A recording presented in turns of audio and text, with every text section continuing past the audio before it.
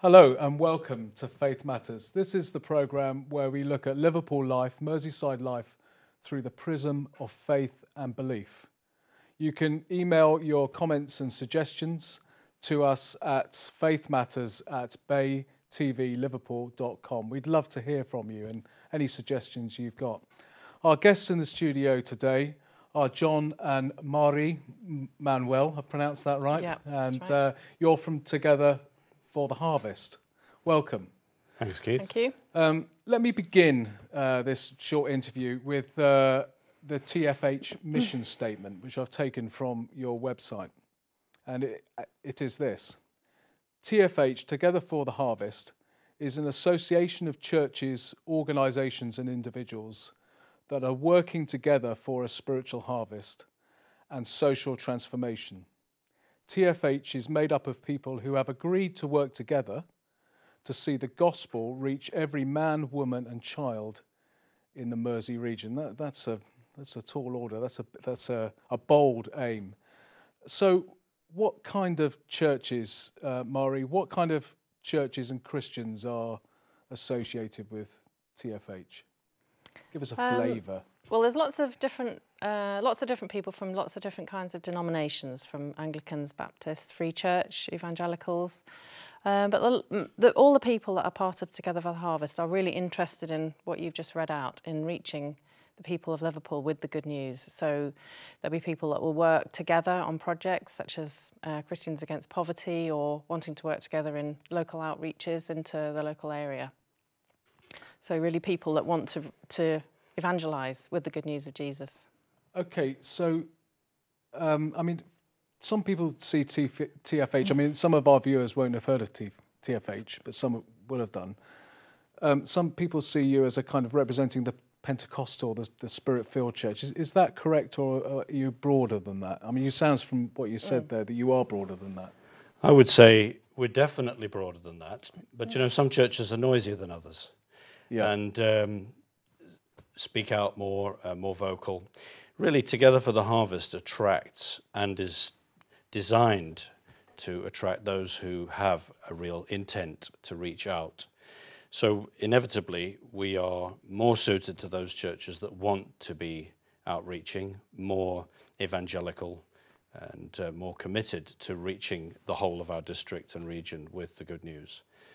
So we aren't excluding churches that are quieter or have less of an attitude of evangelism, but that tends to be the majority of our makeup.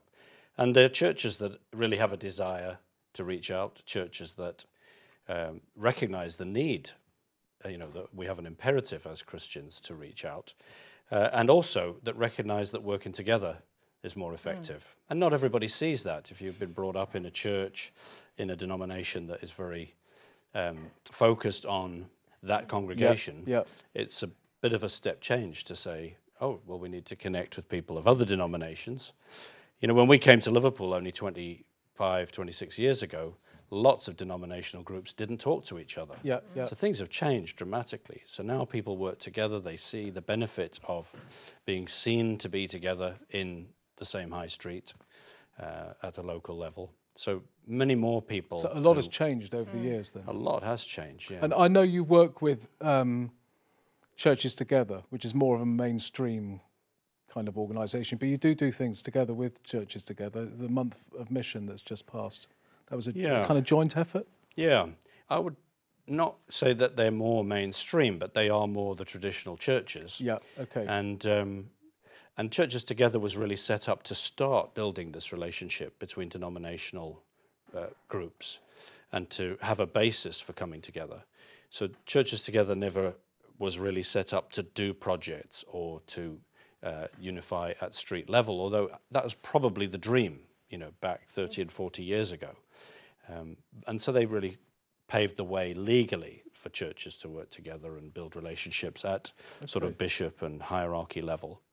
Together for the Harvest is much more about the local church. The grassroots. Yeah, thing. Baptist church working with a Methodist church and an Anglican in a very local community. And I know you've got personal connections with the Maranatha community.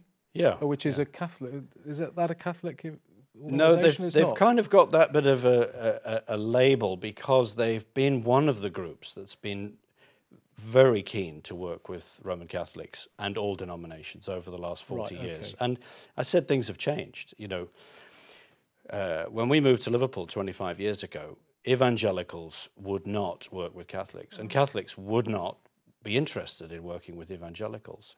And at that time, Maranatha was working in Northern Ireland, you know, really frontline stuff. Where it was really necessary. It was literally, you know, they were in the firing line, literally sometimes. They got caught up in the middle of gang fights and they would just pray. So they were really on the front line, the boundary of this whole thing. And that really started with the founder, Dennis Wrigley, praying and saying, how do we get all denominations together? And he felt the Lord saying, well, go to where it's toughest. So Maranatha aren't a Catholic organization, but they have got probably the longest heritage of working across that particular divide. And God bless them. You know, the Maranatha community have done fantastic work in that, breaking down barriers. Okay, what do you mean by a spiritual harvest in your mission statement? What is this spiritual harvest you're looking for? Okay, well, our mission statement refers to a spiritual harvest and social transformation, and the two are wedded together. You know, you can't imagine one without the other, but it's to identify that we want to see people actually come to know Jesus Christ personally. So the spiritual harvest, you know, Jesus talked about, look, the fields are white to harvest. You just need to get out there and tell people the good news. The kingdom has come. So we see a spiritual harvest of reaching every man, woman, and child with this amazing good news that Jesus is alive, he died for our sins, and we can get to know him personally. I know him personally, I believe you do, and that is the heart of the Christian message.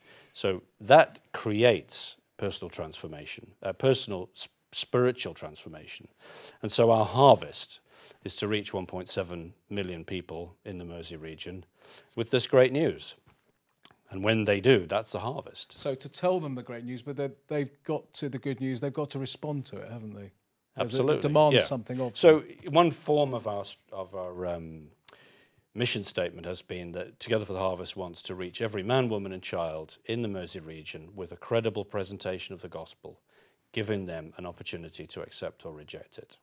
And the only way we can do that is together. You know, 1.7 million people, you started off by saying that's a bold ambition. Yeah. Actually, when you do the numbers and you say, well, if every church got involved, it's not that difficult. And really, I'd love to see it before I've got grandchildren. And since my daughter just got married, that might only be months away. So we're on the clock here. Okay, okay. Marrie, so you do all the hard work, do you? I mean, John leads Together for the Harvest, but what's your role? The main role? thing I do is that I'm the editor of the magazine Harvest. Right, okay. So that's really a vehicle that You've got a copy there? Yeah, I've got some copies here. This is our latest copy here. She's always got copies. I've always got copies. I've got copies from the past as well. Yeah. So we've been doing this magazine for about 15 years, and it's sort of developed. It used to be called just Together, or TFH News, I think it used to be called. Yeah.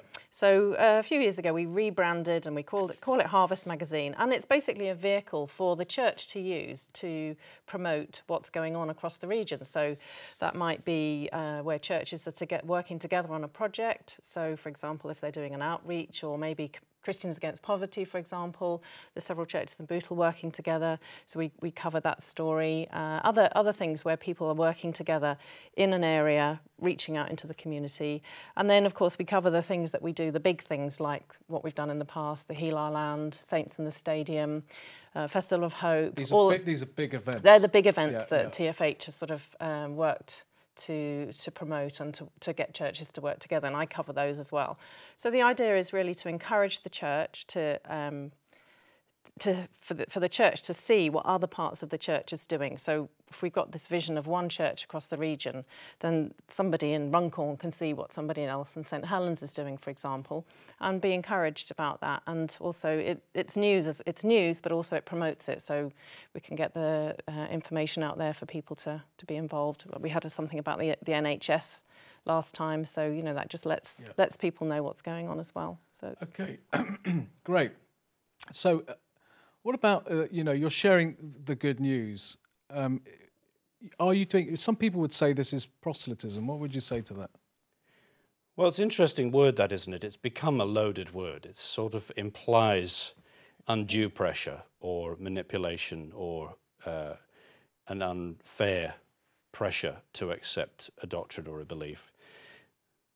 Originally, it was just a technical word for trying to persuade people to believe what Christians believed, and it's now applied to political groups and all kinds. Yeah, yeah. So, we would take a very positive view that say, yes, we are proselytizing, but in the positive sense. We've got a great message.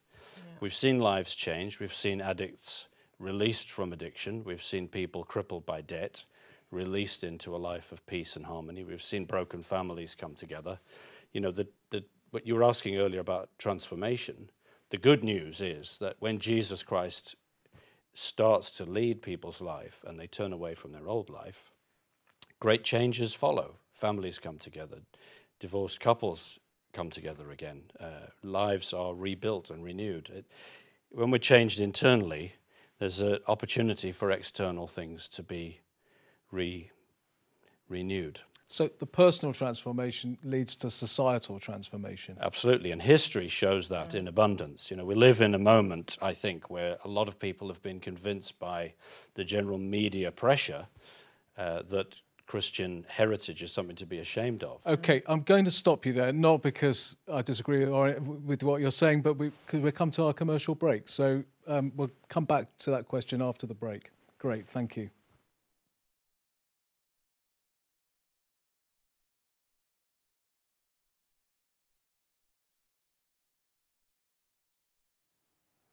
Hello and welcome back to Faith Matters with John and Marrie Manuell from Together for the Harvest. We're having a very animated discussion there, which I had to cut short.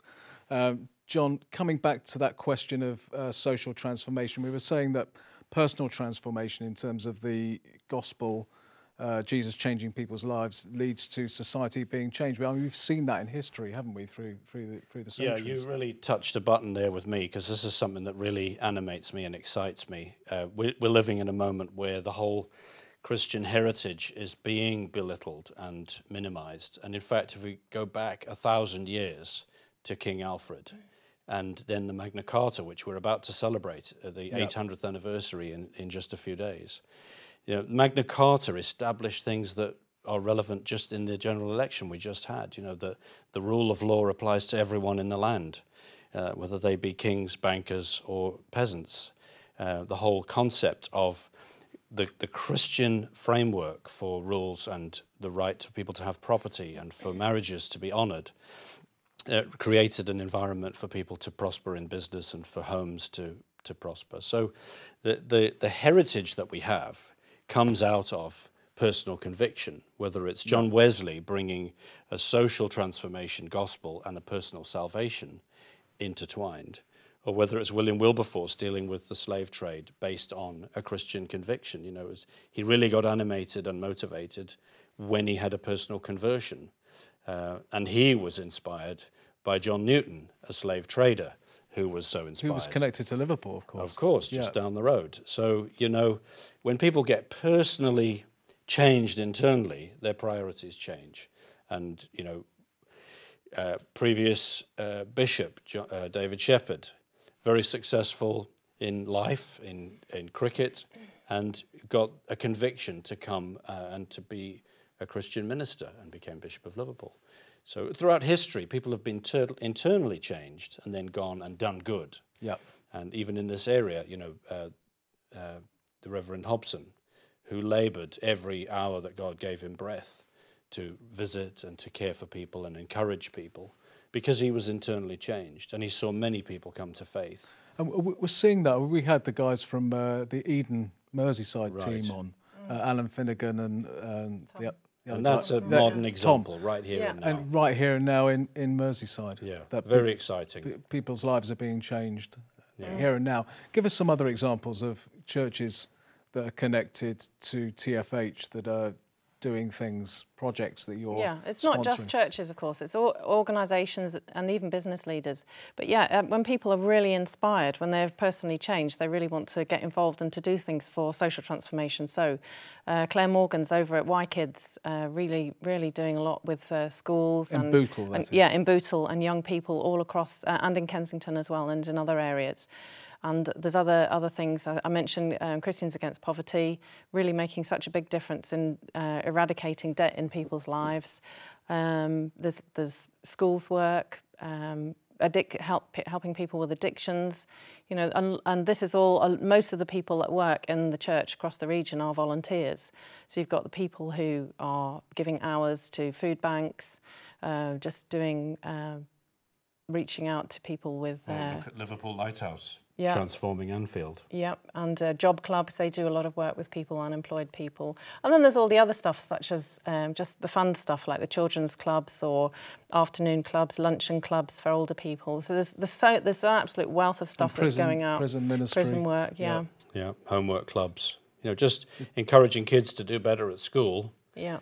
And then they go on and do better in life. So this is all for the good. It's not just about getting people on rows of seats on a Sunday morning. No. And this is what the church has always done. Yeah.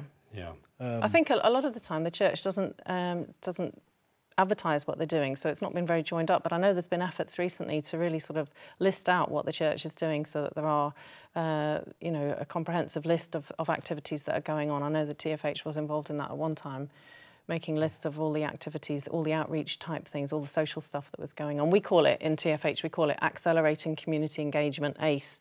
And in the magazine, I try and always have a page of ACE activities, so where we are engaging with the community. And are you prepared as an organisation, and do you think the church is prepared to work with secular agencies and organisations? Yeah, that's a wide open question, and of course it depends. So when we did Merseyfest in 2005, we had 70,000 people over 2 days in Croxteth Park, 200 churches from Merseyside and beyond doing projects for the 10 days beforehand. And all the agencies were involved. You know, the fire department put on a fire display with confiscated fireworks, and the police were very involved in helping with local projects. A lot of them were engaging with young people. The police wanted to be actively involved in that, so they got involved. The Liverpool City Council got involved, and we've worked with Liverpool City Council actually with the Capital of Culture bid, and then some of the projects that went on during the year. So there's really no end of involvement with various agencies, whether it's NHS, schools, or the civic authorities. You know yourself, we've been involved with the police and probation, yep, and really encouraging Christians to be more aware of what goes on through the criminal justice system, whether they want to get involved and support prison ministry. So that involves working with agencies. And sometimes that involves funding, you know, whether that's lottery funding or Liverpool City Council funding. Yep. But, you know, always maintaining the fact that the church has its own distinctive convictions and priorities. So some things, the funding wouldn't be available. Historically, the last 20 years, there's been a wariness from government agencies to fund anything with a religious inclination. Well, why is that? I think that, you know, because we've come through, I hope we're coming through, and maybe to the other side of a sort of extreme political correctness, where the idea was secularism rules, so nothing could be funded if it's got a religious content. But actually that damages communities, because, you know, right here in Toxteth there are Hindu groups that will benefit their community if they can fund what they're doing. And so it's good for the community for religious groups to get access to some funding. And it doesn't have to be overt proselytizing or evangelism, as we've found with many projects such as street pastors. Yeah, absolutely. Just serving people on the streets, caring for people who are very vulnerable, whether they are living rough on the streets or clubbing and they've lost some of their wherewithal after a few too many drinks. Just caring for people that are in a vulnerable state. It doesn't have to be, right, and you need to get into church on Sunday. Yeah. It's just loving people. And of course, that's the long term. Churches just don't always meet on Sunday these days either, do they? Because people have other priorities. So. Yeah, we're really in a 24-hour 7-day-a-week culture. Do you think we live in a post-Christendom or post-Christian period? Well, you know, Keith, that's another whole program. Let's come and talk about post-Christendom. I think essentially we do. You know, in Britain we are living in post-Christendom, and that's probably a good thing. Yeah.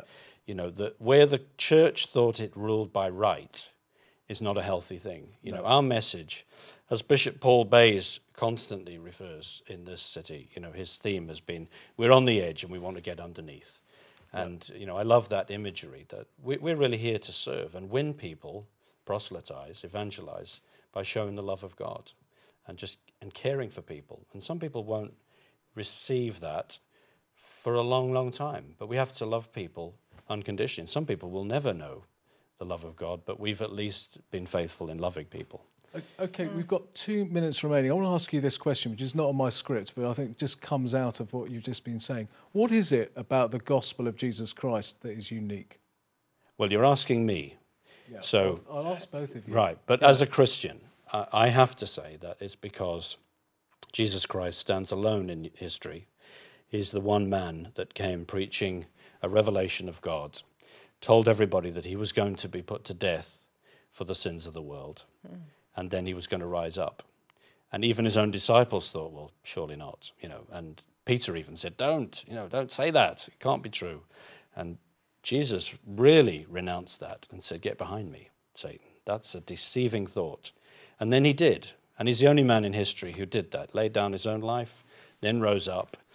And of course, the church is founded on the fact that Jesus rose from the dead. And many people are concerned, rightly so. What happens in the afterlife? Well, there's only one person who distinctively and clearly explained that we live on this life, there's no reincarnation, we live once, we're going to be judged, and if we're in Christ, the judgment has fallen on him on the cross.